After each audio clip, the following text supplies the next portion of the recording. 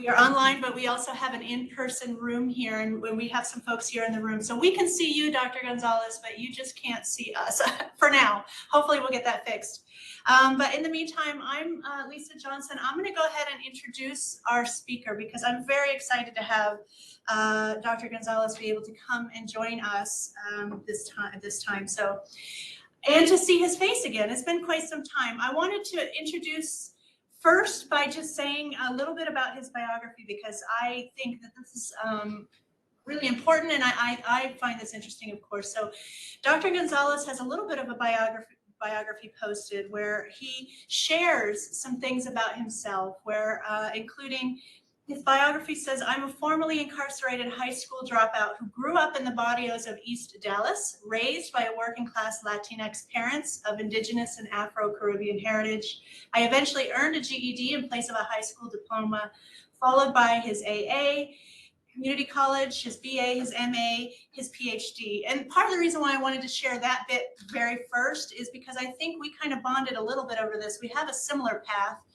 Not the Latinx or the incarcerated part, but just that for students to know there is no one path. And clearly, since then, he is a professor at Cal State East Bay.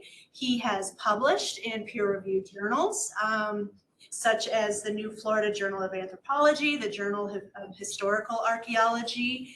His research centers around Indigenous and Latinx material culture, foodways, industrialization, community engaged in decolonial research.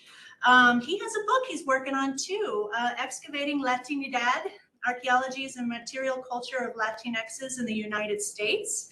And he has been funded by NSF, by National Geographic. He has a number of grants and publications. And I know that he works hands-on with his students as well. He has a very active lab and involves all of his students. So he is very active in every level. And I'm really looking forward to his talk today, which is on the, I don't have the title in front of me because I don't have your PowerPoint loaded, but I know you're dealing with whiskey in New Mexico. I got that. So without any further ado, because we are running a little behind, I want to give him time. For those of you that have joined us, please stay muted, and I will field the questions at the end. So you can put questions in the chat thread for Dr. Gonzalez. Unless you really want to raise your hand and unmute yourself at the end, you could do that as well. But in the meantime, Dr. Gonzalez, I'm going to turn it over to you to share with us some of your really interesting research. Great, thank you. Okay, so I made a comment earlier and I didn't realize that I was muted.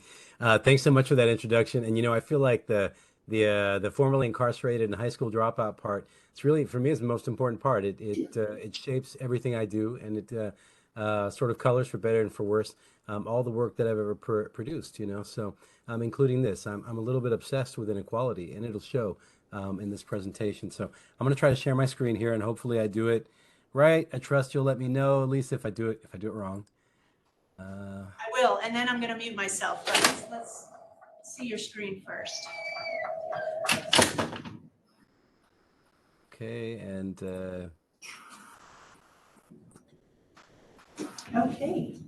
I like that Cisco gives you a little screen preview. That's pretty cool. Zoom doesn't do that. We only use Zoom at my university. So this is cool and interesting. Seeing something different. I'm going to mute myself. We can see your screen. Sure. Thank you, Dr. Gonzalez. Take it away. Okay, wonderful. Thank you. Thanks again for the introduction. So, all right, as Professor Johnson mentioned, this is my talk, Mexican Whiskey, Industrial Distilling, and Interethnic Dynamics in Old New Mexico.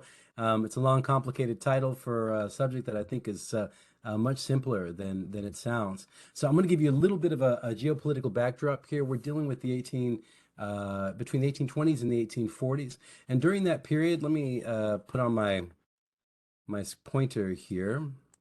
During that period, there's a swath of territory, and if you recall from, say, you know, high school history, right, or geography, the Louisiana Purchase, the northern portion of that, probably the northern nearly 2/3, was known as unorganized or Indian territory for some period. When I say Indian territory, and students and other folks think historically, usually they think I mean Oklahoma. For this period, that it wasn't that exactly.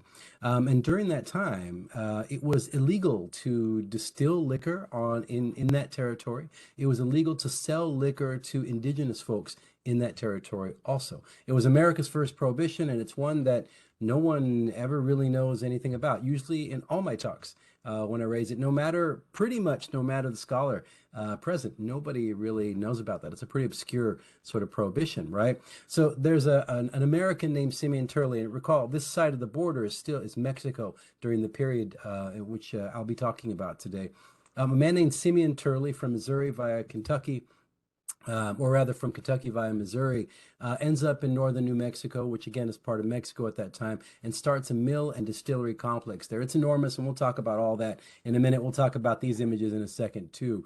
But the long and short is that he's producing whiskey on that side of the border, but he's producing it with the intent and fully carries out selling it on the other side of the border. So it's important to keep in mind here that Simeon Turley was a smuggler, and he's one of the earliest U.S. and Mexican border smugglers, which is really interesting because in that way he's a sort of a precursor, a predecessor to today's cartels. So I want you to keep that in mind as we go, so that you understand sort of why and how he's making money hand over fist, and to get a sense for the number, for you to anticipate the volume, the number of people that probably would have been working for Turley at this time. We don't actually know what that number is. So let's jump over to an image of Turley's Mill. For short, we call it Turley's Mill. It kind of excludes in terms of the title, it excludes the distillery more often than not in terms of terminology, but it was as much distillery as it was grist mill, possibly even more distillery than grist mill in terms of industrial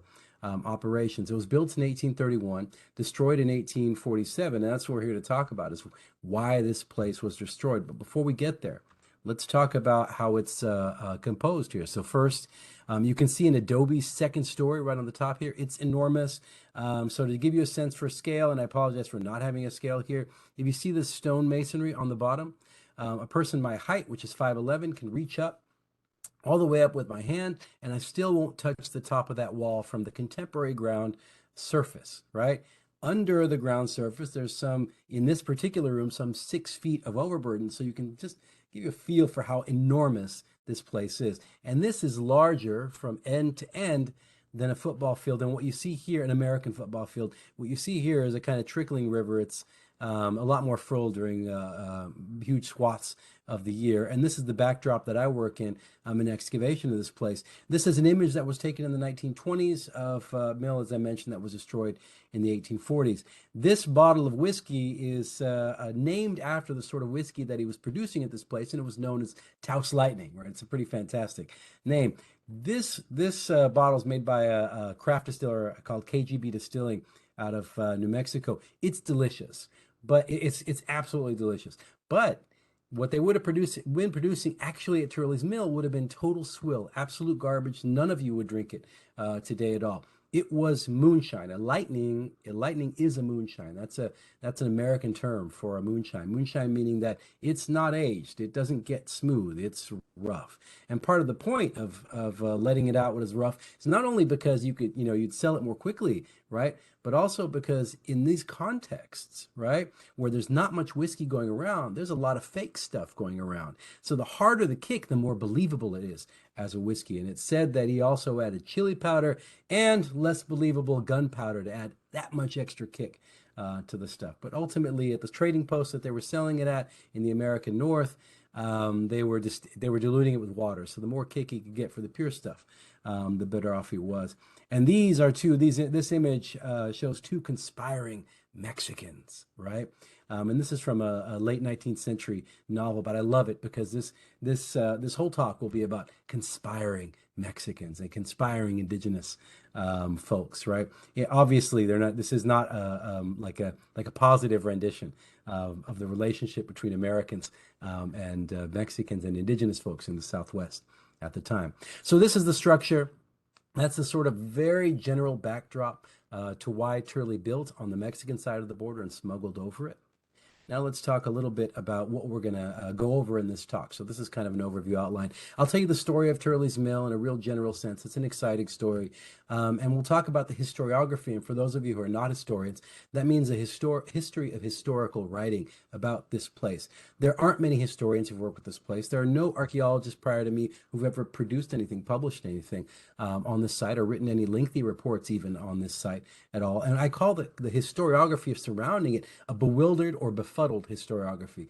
These historians act like they don't understand why this place was destroyed, and when they do sort of try to surmise why it was destroyed, they immediately throw in racist tropes, and we'll talk about that, of course, too. I reboot the question for the purposes of my work at Turley's Mill, my scientific archaeological work, and luckily the NSF and National Geographic bought it hook, line, and sinker, which I think is a good thing, and they're supporting me in my reboot of this question. I'll introduce you to the ruin of Turley's Mill a little bit more precisely. We'll have a look at various sections of the site. It's pretty enormous. It'll be kind of like a quickie what I did this summer slideshow, because I finally have some great images of the site. Usually when I'm there, I'm digging and only digging, and I'm not taking as many pictures as I should. This past summer, I took a ton of pictures, and I want to share them with you. Then we'll talk about what the evidence tells us, where it's leading us in terms of the work done up until this summer. And then finally, I'll give you I will talk about the NSF research plan and go over some updates. So we did some work this summer, some NSF supported work this past summer, and there's lots to report there, really more kind of pictures, kind of family slideshow type scenario. So let's move forward then and talk about the story of Turley's Mill, right? So Turley came in over the Santa Fe Trail to Taos, which is in far northern New Mexico. Hopefully you caught a piece of that geography in my earlier slides.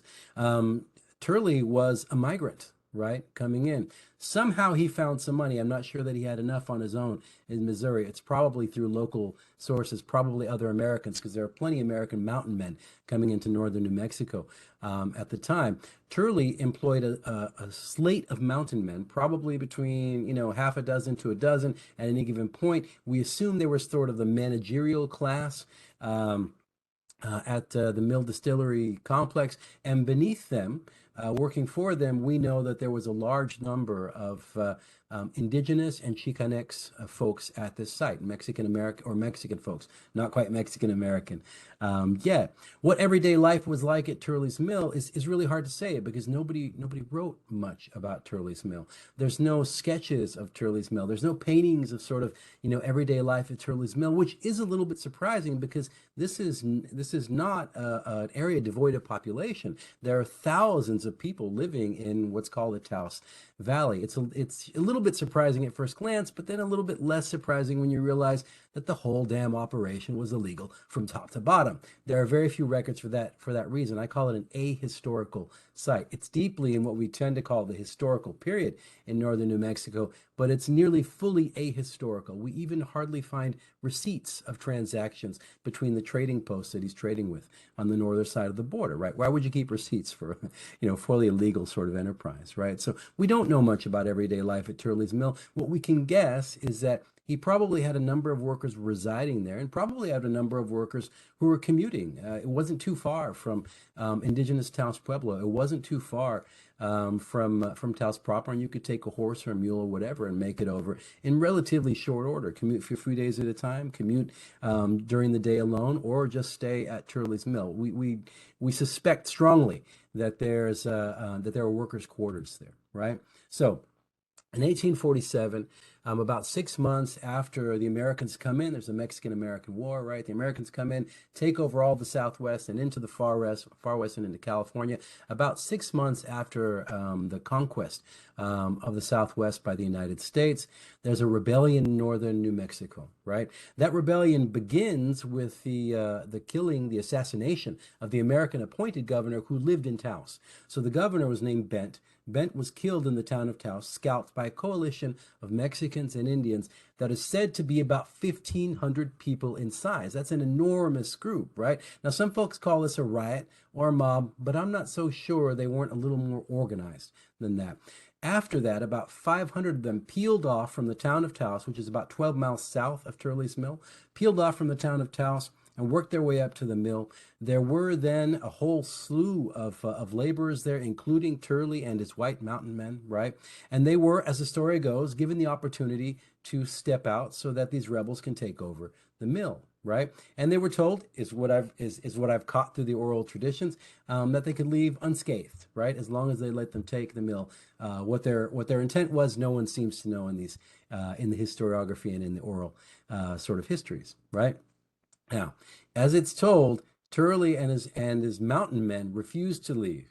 More than likely, a number of the Mexican and indigenous folks that were there skedaddled, right? Went right out. But less than a dozen, somewhere between 8 and a dozen mountain men and Turley stuck around, and they defended the site for 2 days while these 500 rebels wrapped themselves around it in this canyon, laid siege to it for those 2 days, killed everyone inside, right, and burnt the place down. Well, killed all but probably one person who left, went over the border, made it out, and lived to tell the story. And this is him here. So that's the conventional story of the destruction of Turley's Mill. But a friend of mine at Taos Pueblo wrote a piece for a now defunct publication called the Taos Horsefly, called A Lesson for Gringos, right? From the story, according to him, that's told at Taos Pueblo, and I only retell it because it's been told in a public source and been told in oral tradition, acceptably transmitted in oral tradition outside of Taos Pueblo, is that there wasn't any siege sort of to begin with. As the story goes, as that version of the story goes, folks left Taos Pueblo. A few indigenous folks left Taos Pueblo and went right into Turley's stores. That means his warehouse, right? And demanded some of the items that were there. They were armed, so Turley let them walk in. This is, again, the second version of the story, the Taos Pueblo version, as I've been told. Allowed them to walk in. They took what they liked. They filled Turley full of arrows afterwards and headed right out, right? That's the sort of second story, the lesson for gringos.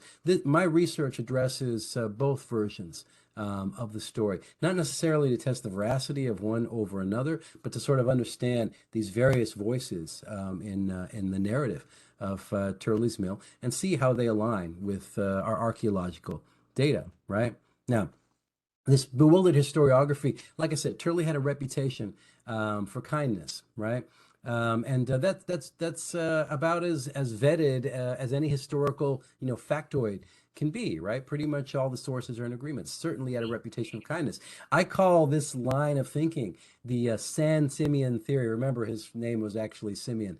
The San Simeon theory that Turley was a saint, a virtual saint, right? Why in the world would they destroy Turley's Mill? Why would they pick Turley's Mill to destroy when Turley had only ever done good things for people that worked for him, or good things for people in the community, as it's told, right? One thing to keep in mind here, too, that most folks don't know about this period is that there were several other distilleries in the area of Taos at the time. They dotted the landscape between the town of Taos and Arroyo Hondo, where Turley's Mill was located. If the rebels wanted liquor, they could have attacked those other mills if they wanted to. Well, I accidentally advanced my slide. So more recent historians have argued that it's conspiring Mexicans, ungrateful Mexicans, right? Ungrateful for the jobs and the industry that Turley brought in, and drunk Indians, right? Alcoholic Native Americans, stereotypically alcoholic Native Americans, who wanted to come in and just get some liquid courage, as one of the historians says, in order to continue their rebellion. So one historian argues that Indians want liquid courage, right? Another historian calls their chapter, right, on this rebellion, "Such is Mexican gratitude." Literally, that's the section title of the accounting of this event, right? Now, my research questions, my scientific research questions, represent, to my mind, an unbefuddling, right? As a scientist, I can't base my hypotheses on these sort of racist tropes, right, of the conspiring Mexican and the drunk Indian. So I reboot the questions, and I start again. I set aside the great men trope and the racist stereotypes and ask what changed on Turley's arrival. Sure, Turley brought jobs, whether they're jobs anybody wanted in the first place or was desirous of before he got there is up in the air. Sure, he brought this enormous industrial installation, but what changed when it all came up or as it all came up, right? What I argue would have changed are the patterns of human and natural resource use, right? And the nature of work and time. Let's divide those up into two pieces, right? So in terms of human and natural resource use, even the construction of this place, as enormous as it is, draws in probably more people in construction than anyone had seen in decades. When people in northern New Mexico, right, build structures this size during that time, they're churches, right? So what Turley does is draws in sacred labor for the profane, quite literally the profane. So people's worlds are changing in a really big way, right? The nature of work and time. Now archaeologists and historians of the American Northeast, of various parts of the Industrial Revolution in Europe, Asia, and so on, argue that in many cases, upon the arrival of industry, because this is the first capitalist industry on a major scale in northern New Mexico, on the arrival of industry, people aren't necessarily in love with it, right? Often people even rebel, right? Now, so we talked about construction, the potential impact of construction. We haven't talked about industrial time. Industrial time is sort of different from the kind of the sort of time constraints you're connected to when you're a craft industrial specialist or an agricultural person, right, or a rancher or whatever, right? Your work schedule is dominated by natural rhythms, right? Is guided by natural rhythms and maybe a boss here or there. You may also be able to drink on the job depending on the work, right? If you're making, say, if you're producing pots most of the day, that doesn't necessarily preclude a drink every now and again, right? I want you to keep that part in mind as we move forward. So industrial time, the nature of work changes, and resource use. So think about how many trees and how much water Turley would have had to suck in order to maintain his operation, right? Distilleries require a lot of fire. They require a lot of fuel. We're fairly certain he had a blacksmithing operation association with this, and various other operations. All of them would have required fuel, and he would have dirtied water on the way out, right? So there's a lot of environmental impacts here that I don't think any historians have really thought about before at all. I have kind of a pet theory that I throw around. I call it the Isengard hypothesis. For those of you Lord of the Rings nerds out there, I know there's a new Lord of the Rings show, so maybe it's making some fresh nerds. But if you know what Isengard is, great. If you don't, Google it, and this will all make that much more sense. So we've got a site where they're manufacturing something that's effectively poisonous for societies, the societies around it, and the virgin tongues north of the border, right? And as they're producing this stuff, huge plumes of smoke are pouring out of this canyon. And where is the value but at the lip, at the rim of the canyon, right? So people, the 2,000 or so people in the area of the Taos Valley, when this place is in operation during the times of the year that it was, they would have seen enormous plumes of smoke shooting out from their chimneys, right? So I call it the Isengard hypothesis, a growing bare patch of trees around this canyon, right? And a huge plume of smoke right in the center, representing those trees literally going up in smoke. So construction, industrial time, nature of work, resource use, all those things change. People would have noticed, right? Okay, so the ruin of Turley's Mill. I'll take you from that to something relatively less passionate. So the dimensions are 135 meters, roughly 135 yards, for those of you unfamiliar, by about 50 meters. I see my little chat window popped up. It looked like somebody explained the Isengard side of things. Good, that's great. Do read that. So that's about the size of an American football field here. You can see that the site can't fit inside it. It is just that large. It's like a Walmart, maybe one of the smaller Walmarts, right, in terms of size. Like I said before, only the first story remains. Now, that second story of adobe is gone today, and you'll see some images here in a moment, right? Now think about it. Each of those walls are about a meter thick, right? So if you imagine, I hope you can see my arm. Yeah, I see myself on the preview. Okay. Each of those walls are a meter thick. Imagine this represents a meter. One goes down, boom, crashes inside. A second one goes down, boom, crashes inside on top of it, and another pair fall on top of those, right? Suddenly, you've got these 3-foot thick walls that have all fallen in. You've got around 12 or so feet of what we call overburden in archaeology speak, because the adobe for those walls were screened probably to begin with. They seem screened. I've excavated through a lot of feet of that stuff. So it may not even be necessary to say, hopefully so many archaeologists in this room right now, that that's a profoundly expensive enterprise for us. This is the reason that we've got so little of this area excavated, because we are going vertically down, right, rather than being able to excavate much horizontally. Okay, so I'm gonna kind of rush through this tour of all these various rooms here, right?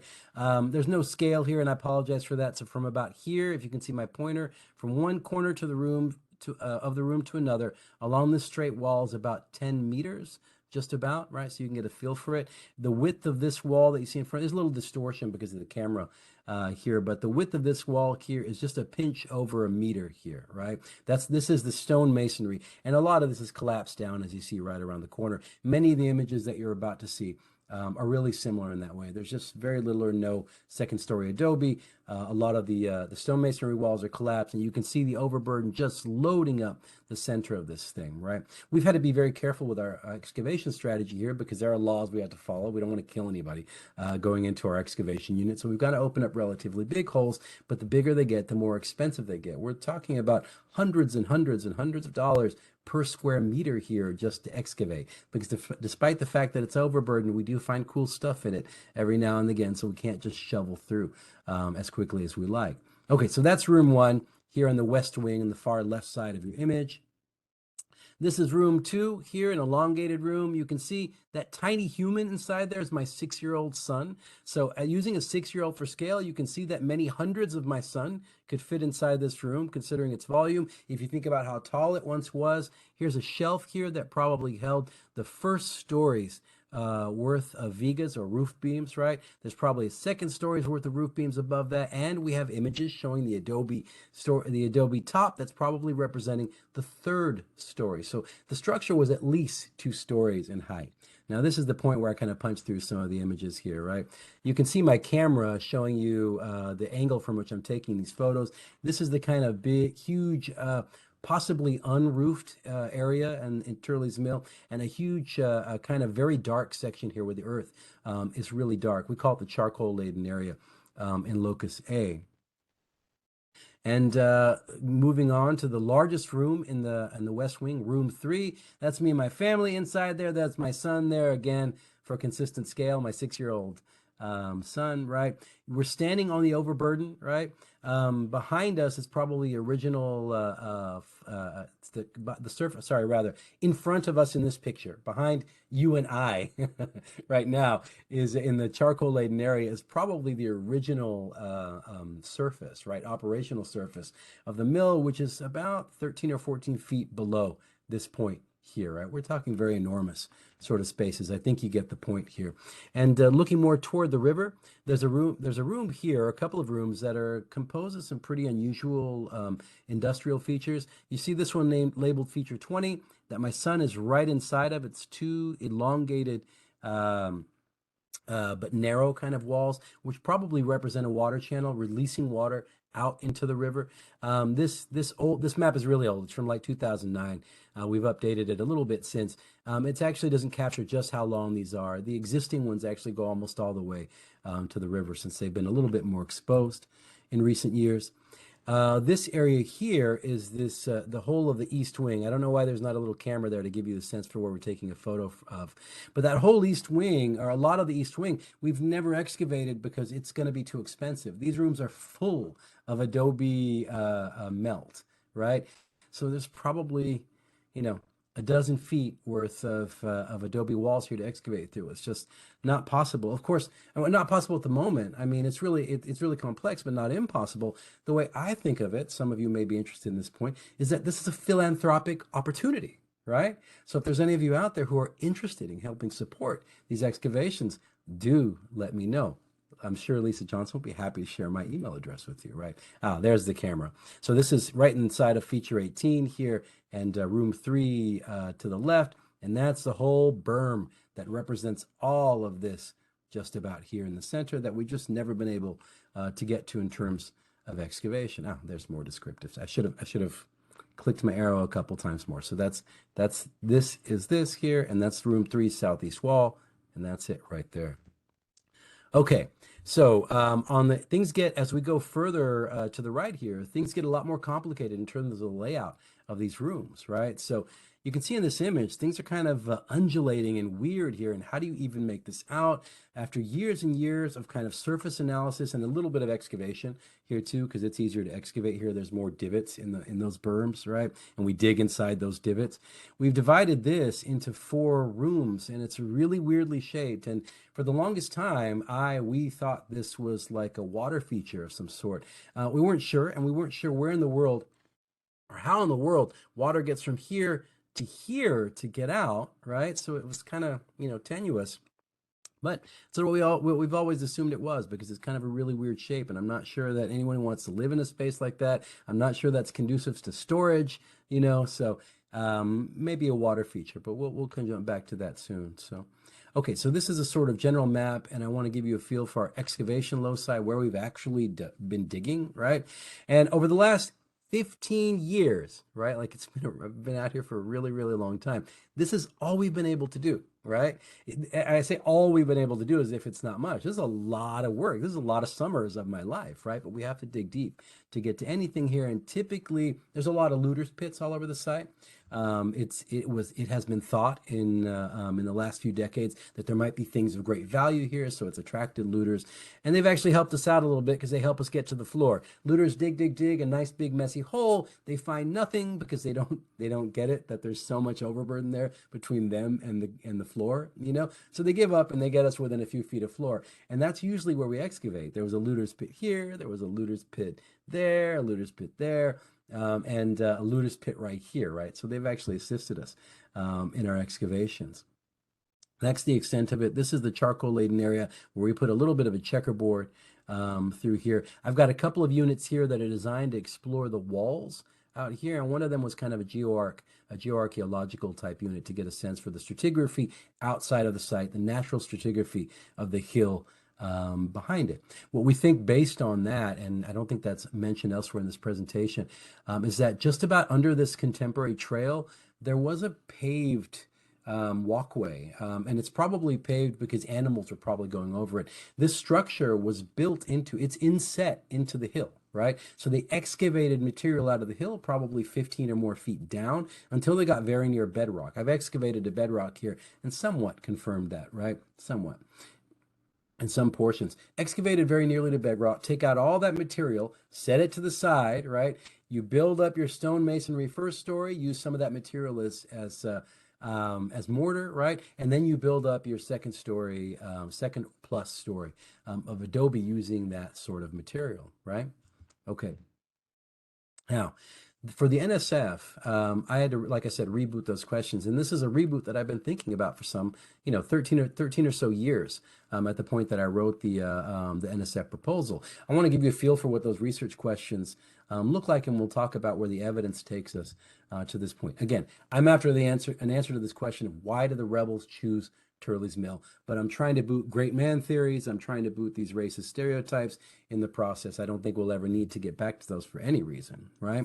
Now, I have 3 research questions that I'm asking. Under them, there's a string of hypotheses for each one, right? And you don't need to get into those kind of details. One of the things I want to get at is construction and person hours. Second, day-to-day operations. What did they require in terms of personnel, right? It's ultimately measured in person hours per year also, but that should give us a sense for numbers. How many people worked at this place? We'll talk about why I care about those things in a minute. And then ultimately the use of wood and water, right? Just how much wood and water they would have used or gone through in this operation, or rather how much water would have gone through it, right? Basically. So, in terms of construction hours, were their requirements disruptive? Disruptive to whom, though, right? Well, one important thing that we have to think about, right, is that the rebellion that occurred in northern New Mexico, there's not really any evidence necessarily, this is necessarily grassroots, right? Kind of just spontaneous, spur of the moment, that people were just angry, right? Like, there are a lot of rich, sort of old New Mexican families who are really frustrated by the American presence, right? And taking in probably around 150. That's our current estimate. I think that's one of our better estimates, right? Taking in probably 150 people for a year to construct Turley's Mill and all the auxiliary enterprises, food and so on and so forth, that would have been required in association with that. That's a huge undertaking when the population of the Taos Valley was about 2,000 or less during that time of the whole valley. That removes a lot of labor, right? You can imagine from that point, maybe the writing is in the wall there, right? Day-to-day operations personnel. Why do I care about that? Well, there's something I call the Chisme network. There are better names for this in social network analysis, but I prefer to call it the Chisme network. For those of you who don't know what chisme is gossip. Chisme is the tea, right? So as I mentioned before, Turley's changing the face of work in the Taos Valley, right? One laborer at a time. And let's say maybe there's 10 laborers working at Turley's Mill. I think that it's impossible that there's only 10, but let's say that there were 10. 10 people, those 10 people, each one of them has families locally in the valley, right? Extended families, friends, and each one of them is a node in the chisme or gossip network, right? Where they talk about what's going on inside this mill, how things are changing, what Turley and the Americans expect their world to look like in the next couple of decades, right? You can easily imagine those conversations happening. If there's 10 Mexicans and indigenous folks having these conversations in Turley's Mill and having these conversations with their families, maybe it's no big deal, right? Maybe it's not a factor that we need to think about. If there's 100, that's another matter altogether. That's kickstarting the Chisme network for or maybe against Turley's Mill, right? At least the worst aspects of it. Now, the use of wood and water is something that we need to think about in terms of what is Turley's fair share, right? Now, Turley became a landowner. How he purchased the land on the grant that he was on, nobody really knows, right? The grant that he was on, I'll give you the short version of this factoid, right? Is what's called an ejido. For those of you who don't know, there's a couple of types of land grants across what's now known as the American West and Southwest, right? One of them is the type of grant, the typical land grant that you give to the ricos, rich folks, right? Patrones, the big bosses, right? They get thousands and thousands of acres worth of land. They own it themselves, or their family owns it themselves, right? Just them and their heirs. And they have tons of people working it. Presumably they're ranching it, farming it, sheep herding over it, et cetera, et cetera, et cetera. And they need all that space to carry out those functions, right? And they're awarded it by the crown or by the Mexican government to follow. And ejido is different, right? And ejido is a squatter's grant, right? It's a poor person's grant. Say you're sick of living on the land grant that you're on. You're sick of being working for the patrones, right? You want to go off and do your own thing. You end up farming on a plot of land that nobody really hangs out on and nobody really has claim to, right? Maybe 2, 3, 5, 10 other families start doing the same thing within 10 or 20 years. And then suddenly there's a real presence there, and the founding families apply to the government for an ejido grant. And ejido is special. It's very different from the grants of ricos in that every resource there in terms of water, wood, etc., belongs to everyone equally, in particular in areas that are known to be commons, right? So we have a kind of potential tragedy of the commons thing on our hands in this sense, right? So was he taking beyond his ejido's fair share? Well, maybe he left the ejido altogether. He'd have to go really far because the Arroyo Hondo grant is a big one, right? But maybe he left the ejido altogether for his wood, but he couldn't have left it for his water, right? Doubtless, however, I'm fairly certain he was taking from his ejido. We need a little bit tighter evidence to make that case. But if he is, then there is instantaneously a reason there for him to be despised by the people around him. And for the people hearing through the Chisme network what's going on to see the writing on the wall in terms of American arrival in the Southwest, right? So, as I asked just a second ago, was the industrial writing on the wall, right? I don't know. We'll see. What does the archaeology tell us, right? To date, or rather to the summer, to the point of this summer, because we did a little more work this past summer, no excavation. So here's the map again. We're going to talk about archaeological finds by artifact class here, just kind of real quickly. I don't expect anybody to memorize these numbers, right? We're talking about metals here. There's various types of metals, rifle balls, portions of what are sort of like gears or bushings or bearings, right? And metal nails, of course, hand wrought nails. The greatest frequency and the most diversity in terms of types shows up in room 1, that room in the far corner, the big one of the big ones that I mentioned, which is really interesting, something to think about, right? There's more going on in room 1 that indicates its purpose maybe than any other space so far in terms of diagnostic artifacts. As far as the metals are concerned in room 1, we have lots of variation, as I mentioned, but we do find artifacts of great interest called we think might be millstone rind fragments, right? I'll get into what that is in a second. They're about this big, right? You can see the scale here, 5 centimeters, right? It's not super helpful. They're about this big. Each one of them is like just big enough that an adult can hold it, very nearly 2/3 of it in their hands if you palm it like this. And they're about yay thick, several centimeters thick, right? So these are pretty thick and heavy iron things. Every single one of them that we found is broken, right? And they're broken in roughly the same pattern, right? So you see this piece here. Let me go back to that last page. You see this other piece here. Those aren't fit. They don't fit together. Those are two separate potential millstone rinds, right? Breaking in sort of relatively the same pattern. Now, what a millstone rind would be, right? I say we think it might be because I'm still a little bit up in the air on it, right? And some of you engineering nerds, if you want to take a snapshot of this right now with my pretty face in it, please feel free to do so, because I would love for other people to, I would love to distribute this research a little bit and help me figure out exactly what this is. Now, millstone rind is a metal piece that would fit right inside a millstone like that. And there'd be 2 millstones, and they'd be kind of going around grinding the wheat or whatever is poured into it, right, from sort of up above. Now, why do I care about this potential millstone rind fragment? It could also be what's called a bushing, right, or a bearing. It's a kind of circular object that you insert something else inside of, right? And there's 2 pieces that need to be connected, right? And you need to reduce the friction between those 2 pieces and increase the grip. You use something like that, which is like a bearing or a bushing or whatever, in order to help turn these things. Technically, it doesn't have to be a millstone rind. It could have turned any other turning apparatus at this site net for any other machine purpose, right? Now, I'd love it if you'd help me figure out what that is. But one thing that we've been thinking a lot about, no matter what it is, considering the breakage pattern, we may be able to say something about the volume of torque that's required to snap this thing in that pattern. If we can say something like that, then we might be able to say something about just how hard this machinery was operating and just how many people were involved in its operation. This is what we're after, right? So like rifle balls are really cool. Buttons are really cool too, right? But we really want our chisels, hand-cut pieces, hooks, etc., diagnostic metal industrial artifacts to give us a sense of what's going on and maybe give us some hints as to how many people could have been working at this site.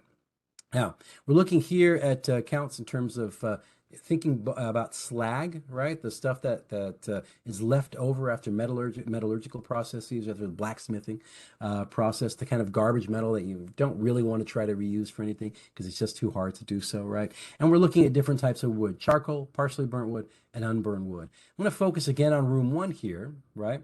Or rather, room 1 and the charcoal laden area here, right? Room 1 has a tiny bit of slag, and it has a huge amount of unburnt wood, right? So there's probably not any major wood burning functions here. Maybe something, but it's not super significant, not in comparison to the other numbers. When we think about the charcoal laden area, there's a reason we call it the charcoal laden area, because when you dig into this thing, it feels entirely composed of charcoal. The smell, our faces are painted, our bodies are painted charcoal black by our very presence inside these holes. The dust just rises up around you. It's like a paint, practically we're covered in the stuff, right? And the amount of slag there is pretty enormous, right? So our suspicion is that this is where we find the blacksmith's forge. There is also the highest relative proportion of burned adobe there too, right? Now, it's possible also that that's the center of an enormous conflagration at the site, maybe where the conventional story holds that the mill was burnt down. Maybe the fire started there, but I find it unlikely. We see evidence of sort of sustained fire, that they're either storing charcoal there or even making charcoal there in addition to blacksmithing, right? And a long time ago in the 1950s, This bellows was found there, which seems to be pretty instructive in terms of telling us that there's a blacksmith's forge at the site, but no one knows where this bellows is today. Now, some cool stuff. What we tend to call personal indulgences, clothing related sort of items. The buttons are really cool. These are all showing up in room one, right? The buttons are really cool, lots of different types, but that isn't the coolest part of this. My favorite artifact that I found at this site so far is one that I call the domino. Now, don't like, if you're taking notes right now, it's not a domino necessarily, right? I just call it the domino because it looks like the top portion of a domino kind of snapped in half, and there's what's obviously not an accidental incision here, right? That's cut out a little trough that's cut out an almost circular format. The edges of this is ceramic, by the way. The edges of this is one side, this is the other side, right? Same piece. The edges are all rounded off here, and the bottom is kind of snapped in two. And it's rectangular, it's rectangular, or maybe it was a square if there's only a square-ish item, if there's only a short piece missing here on the bottom. But the kind of seeming rectangularity of it, this some possible little purposely drawn in circle makes it look a lot like a domino to me. Again, I'm not saying it was a domino. I have zero evidence that they played clay dominoes out there at all, but it's just a really cool piece. Definitely, at least, very likely a gaming piece, sort of regardless. Hence, the indulgences sort of label. All this found in room one. So think about these metals that are broken, right? May possibly being staged in room one, right? All these personal indulgences and clothing items in room one, too, more than in any others. Something to think about in room one, and we'll talk about what I think about that in a second. So this is the sort of faunal material, faunal distribution across the site in terms of species, right? And this pattern that you see here is a very typical northern New Mexico pattern, except for in one way.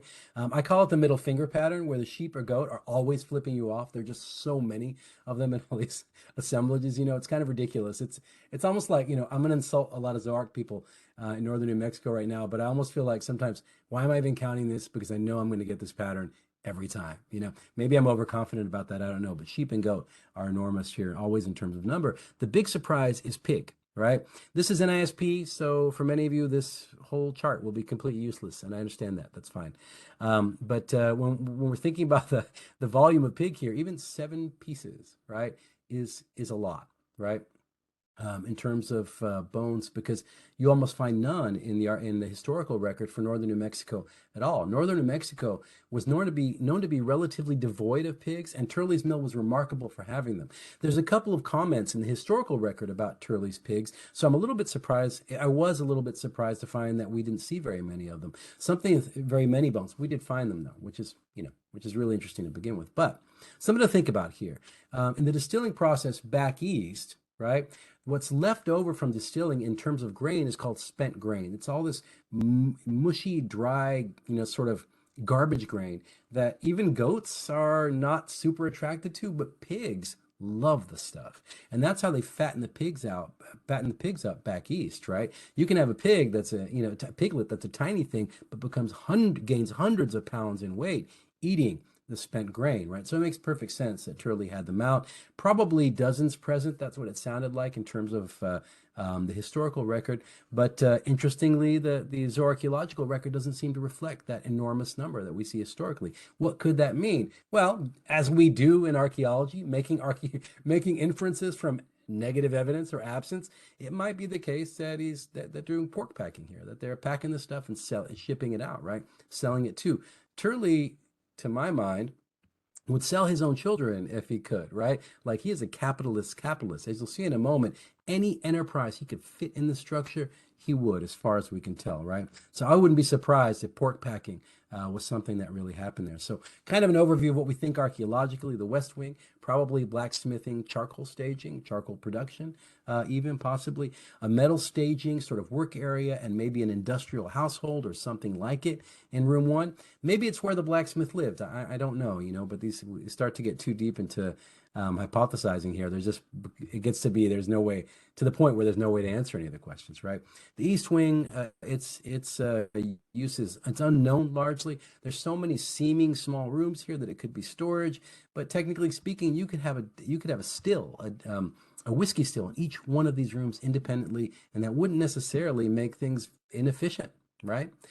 So it's hard to tell what's going on here, and also really expensive to excavate it. And we know that generally speaking, there's hog farming, something that I don't mention on this map, but probably water functions here, right? Probably water functions there. How they connect, nobody knows until this past summer. We discovered something that we didn't know before that may be connecting the dots. Okay, so what do the documents tell us? I'm gonna present you with a really overwhelming table, and I don't really expect you to read any of it. I'll go over what's important.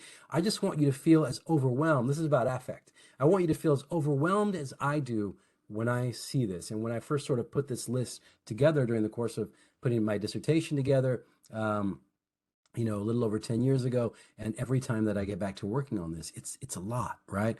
What do the documents tell us that Turley did at his site? What did he do there, right? So this table, again, I don't expect anybody to read this. The font is probably super tiny on your computer, right? And so I want to talk about the operational categories here, and enterprises, and the sources and locations are our sources for surmising it, and the potential locations on the site. So hit operations associated with milling, associated with distilling, right? And various auxiliary enterprises and functions, right? Workers' quarters are, almost a certainty, here from various sources. And then there's other enterprises too. Now, what's not on this list are things like he may well have kept a traveler's hostel, right? There is evidence that people stayed there Americans stayed there when they were passing through. So it's likely at a traveler's hostel. And according to various oral traditions I've heard so far, but also like every other archaeological site I've ever worked at in my life, there was supposedly a brothel here too, or Turley found a way to make persons willing available to passers through, right? I hear that for every site that I've ever worked at in northern New Mexico, so I don't know what to tell you about that. Okay, so those are the operational categories. I list the individual enterprises here, offer the sources here, and many of them are textual, right? Some are not. Some are just inferred, like malting is a process that can occur in distillery, but doesn't have to, right? So it's likelihood, I say. Gonzalez, I just want to give you just a quick little timer check. We have 8 minutes left. Okay, you got it. Thank you for that.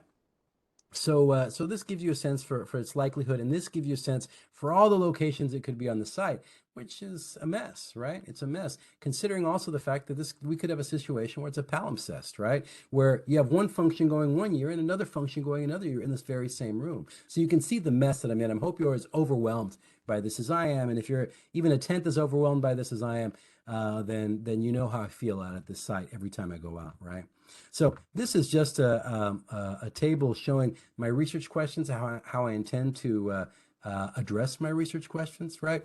Part of this is done via experimental construction, a little non-traditional archaeology. The rest of what you see here is pretty traditional in terms of what historical archaeologists do: excavation, mapping, GPR, archival and oral historical research. But I want to talk a little bit more about the experimental side of things here in a moment. What we started off doing this summer is defoliation, because we're doing a ton of drone imagery, right? A ton of drone mapping at the site this summer, and we spent the first nearly 2 weeks just defoliating the site, and we had 55 contractor bags full of material that we removed from the site. Immensely difficult, lots of volunteers to carry that out, and you see me with my semi-mullet there working it out there too, right? Now, we made some new discoveries in the process. The defoliation was basically excavation. Remember, I don't know how these water features connect. We think there's a water feature right here that we didn't know about before, right? 2 lines of very large boulders with a lot of small stones in between them, and that possibly, is another water feature that might have connected the others. This is what our drone mapping produced. This is our preliminary image. We have yet to process a lot of the stuff that we got in, but it's looking pretty good so far. You can see room 1 right there, and the kind of funky area in the east wing way down here, right? And that's by NWB imaging. Here's our U-shaped water feature, the new water feature, and the old water feature leading out to the river. Possibly a connection between them. Who knows? We'll see, right? Our architectural energetics work aims to contribute to this literature, which you see examples of here, where we can say how many person hours it took to make adobes, how many person hours it takes to put adobes together in the context of northern New Mexico, specifically at the site, right? If you're interested in that, look up McCurdy and Abrams 2019, and you can get a lot of estimates for various sites around the world. Interestingly, there's nothing for northern New Mexico, and certainly not this site. So in order to do that, we had to get bricks. We didn't have time to make them, so we went to Brickyard in Albuquerque. That's us there. We built these very small walls that look now like above ground graves. We didn't intend for that, but that's how it ended up going. Had a lot of fun in the process, used an adobe saw, which I had never used before, which is pretty cool. This is what these walls look like when it's just brick and mortar. And we had the help of an artist, Joanna King Lopez. If you want to know more about her, go to her website. After the talk, I can put her link back up again. If you like, she helped guide us through the process as our professional and local sort of guide in this. These are the above ground graves. They're not really graves, but they look like graves that we created. The landowner was really happy about them at first until we plastered them over and they look like graves. We're going to put backs on them and make them like real benches next year. And that's it. This is us. That's what we did. Thank you so much for having me and allowing me to share this with you. I'm so excited about this research. We're going back this summer, and I'll be taking a few participants from outside our university to do so. So if any of your students are interested, I'll put out an application in the coming months. Thank you again. Thank you so much, Dr. Gonzalez. Yeah, let me do, I'm gonna do a little emojis, thumbs up, thumbs up, thumbs up. We do have like 3 minutes. I wish we had more time for questions, but if somebody wants to stay on for an extra minute, I don't want to keep Dr. Gonzalez. I'm happy to stay. Do I have questions in the thread, or does anybody want to put their hand up for any questions after the talk? I'm looking.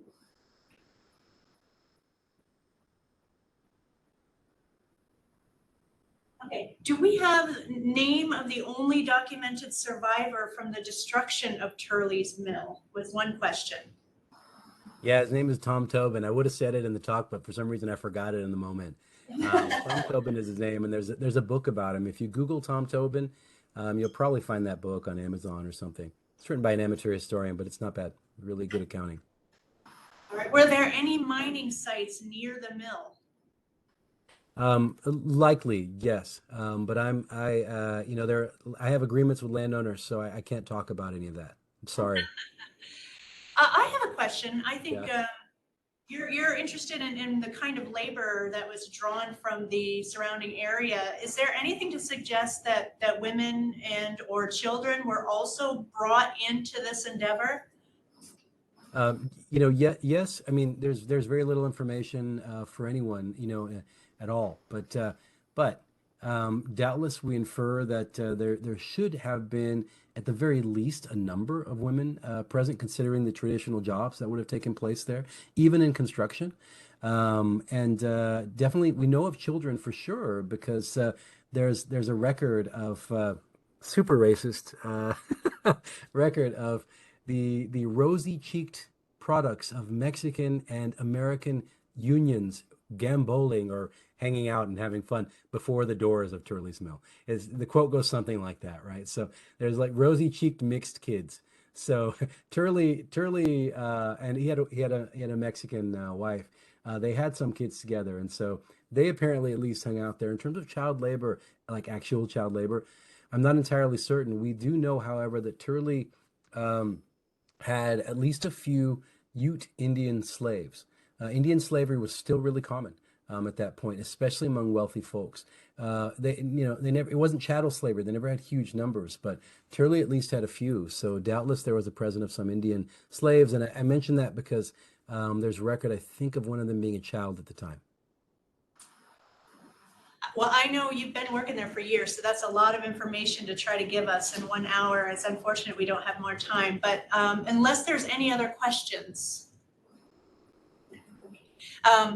And I will share your information. Thank you so much. I know what you do with the students, and you guys, you've been making adobe bricks for I don't know how long. Maybe next the experimental part will be on the whiskey, and then you'll draw even more volunteers. Yeah. Although maybe better quality from what you say. Thank you again so much for giving a talk and sharing this with us on a Monday. And I'm happy to see you even though you can't see me. So thank you again, Dr. Gonzalez, and everyone else. Have a Monday. I can stick around if anybody else does. It's not a problem. Sorry for taking so much time. Oh, no, this was technical difficulties lost us a few minutes in the beginning. All right, everybody's saying thank you, and you're getting claps all around. I don't Thank know if you're you. seeing them. That's the new Thank form you. of clapping, by the way. I know, right? Yeah. Thank you. Have a Yeah. good day, everyone. Thanks. Bye-bye. Esther, am I free to go?